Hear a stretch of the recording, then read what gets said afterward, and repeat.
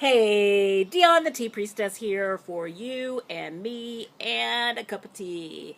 Rocking that Maleficent mug because you know she's my favorite Disney villain. Also today, trying out my alien ears. I got these at the Renaissance Fair a few years ago, and they're perfect little all-purpose elf slash alien being ears. I don't know if you can see, I've got a little dragon up there because I love, love, love dragons. But yeah, these totally work for me as far as being aliens or elf. And because that half marathon is alien themed, I don't do little green men. That has nothing. I just don't dig that at all. But I dig some Star Trek, so I'm gonna be testing these out and seeing how they feel while I am doing my jog. So I'll get back with you and let you know how that works for me. So today in the tea mug, again, is that jasmine green tea. It's just really, really rocking my world right now. I love it, especially when I know I'm going to sit down and have a talk with you, because it just really puts me in the frame of mind of deep heart connection. And I hope that you are feeling that deep heart connection when you're watching the videos and when you are having your own cup of tea with me. So enjoy, okay? I'll take a little sip. Couple things before I get started today. Oh, splashed all over myself. Couple things. Don't forget to take advantage of that sale that I have going on on the Elemental Forces of Creation Oracle readings. It is going to be over on the 15th. You don't have to schedule your reading immediately, but you do have to go ahead and purchase a reading in order to be able to take advantage of that sale. On the 16th, those prices go back up. So do make sure that you take advantage of that. All right. Today, I was obviously doing my run today, and, well, let me back up. Amazing things are happening, okay? I just want to acknowledge amazing things are happening. This past weekend, on Sunday, as a matter of fact, I did a 5-mile run, and I can't even honestly say that I did a run.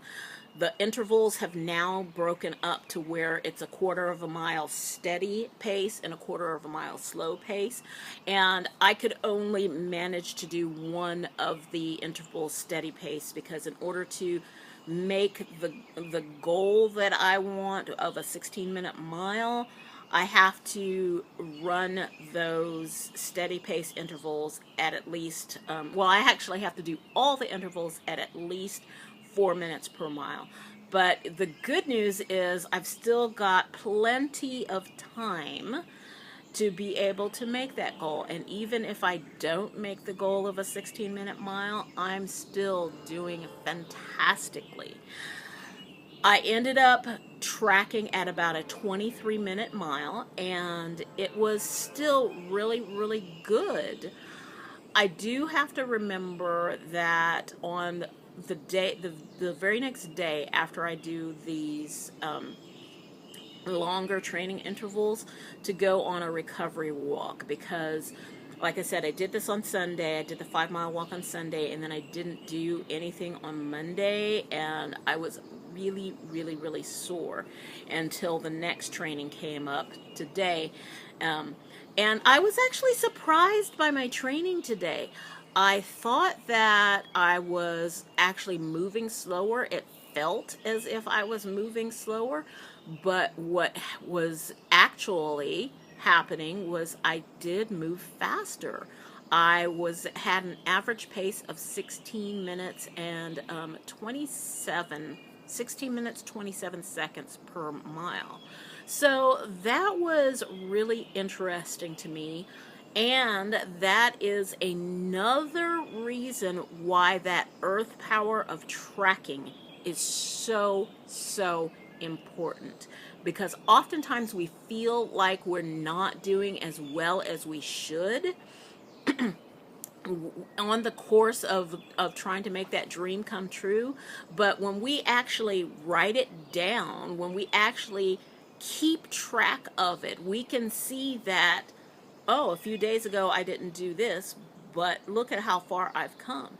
It gives you a tangible way to be able to look back and look at your past self and see how far you've come, and to be able to adjust your course accordingly, to notice that, oh, okay, well, I got better results. Well, why did I get better results last month? Well, this is because I did this, this, this, and this, and this. Am I doing these same things this month? No. Okay, well, that's the reason why. So it gives you the whole ability to make adjustments while in process. I've also started doing something a little bit differently with the goal. You know, I've been talking about, I'm going to make this goal of doing a alien half, doing a half marathon in under 3.5 hours. I've made this subtle shift and I'm going to try it. I'm trying it out, and I'm going to report back to you on how it works, okay? So instead of holding this enormous vision of, yes, I'm going to do it, or it may be in addition to, I'm holding this place of, I'm learning how to complete a half marathon in under 3.5 hours. Because truly, that's what you're doing, right? And anytime you're trying to manifest a goal in your life, you have to learn how to do certain things. You have to learn how to be consistent in order to get the results that you want. You have to learn different skills. Looking at running a business, you know, nobody is born knowing how all the ins and outs of running a business. Sure, there are people who have done it, but you are gonna find success and things that work for you that don't necessarily work for somebody else. So it's a whole learning process. For me, this is a learning process of how my body feels when I move in a certain way, learning how to hold my body in a way that's going to make it more comfortable for me to move, learning how, I'm learning how these these ear clips are going to work for me as far as being able to dress up in a costume and be able to complete the half marathon. So I'll let you know how holding the vision as a learning experience rather than as a destination works. I think it's going to serve me better to look at it that way, especially because in the past I've had that problem of when I did the 5K, I said, okay, I'm going to do a 5K. And when I got to that 5K, I did the 5K, but it wasn't something that after I did the 5K, it was like, okay, I've already done this. So what if I had held it like, oh, I'm learning to complete a 5K comfortably? How would that have shifted my experience? So I'll get back with you and let you know how that works. Today's card actually has nothing to do with anything I just talked about. I just wanted to share that.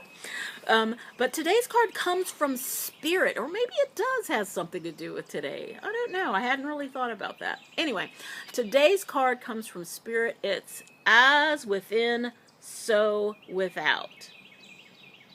As within, so without. And I want to read just a little bit here. It says, our thoughts, feelings, actions, and our personal connection to Spirit are uniquely ours, and they are the way we see the world. Our outer world will continually reflect our inner state of being.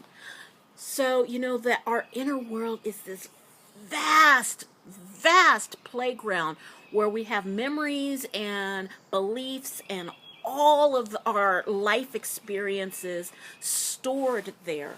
And it's really important for us to go through and do some, I like what Liz Lamoureux has a book out called Inner Excavation. And I love that idea of going deep within ourselves and excavating for the treasures that we find there. Now, this as above, as within, so without, is a very, very comforting thing to those of us who are manifesting and working on manifesting our dreams and goals. Because for me, and I want you to feel into this, it means that there is nothing outside of you that is not within you. So looking at this goal that I'm really focused on, this half marathon, it's not something that's outside of me. It's already within me. It's already within me to complete the half marathon at whatever pace that I set, because I just need to do the inner excavation to find it. And how am I doing the inner excavation?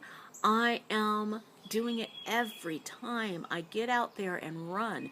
Every time I condition my body for the longer strides and the shorter strides. Every time I celebrate myself for doing one more thing, for moving one step closer, for making sure to have one more glass of water or one more meal that fuels my body in a way that allows me to bring that goal outside of me.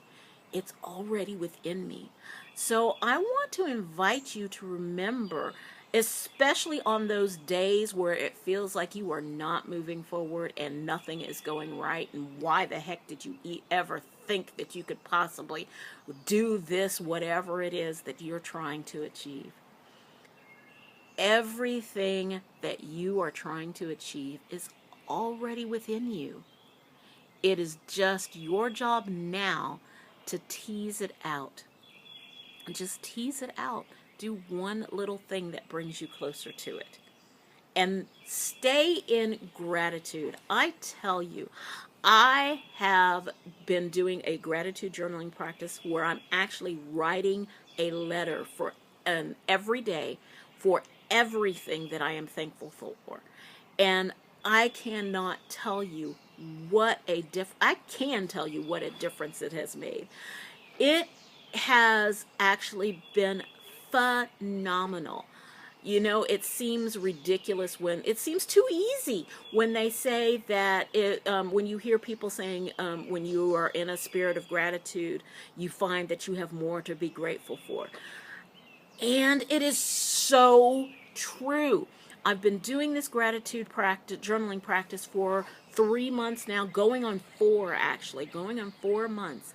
And my personal level of just joy and happiness and satisfaction with the way that my life is flowing is just off the charts. So I highly, highly recommend getting into some gratitude journaling. And not just, if you need to make it simple, just writing down a few things that you're grateful for. If you want it to be more juicy and rich and fulfilling, sit down and write a letter just saying thank you to everything that you are grateful for. Look at all the areas of your life. Thank you for my health. Thank you for my home. Thank you for the money to be able to buy groceries. Thank you for being able to travel safely. I mean, just list them all out and see if that doesn't make a difference in the way that you hold things for yourself, the way that you see the inner excavation for yourself, and the way that you are able to manifest those goals. So they're going to start construction in my neighborhood here. I hear them in the background bringing in the trucks. So it's here I'm going to end. Go and make those dreams come true. And I will talk to you next week. Take care. Bye-bye.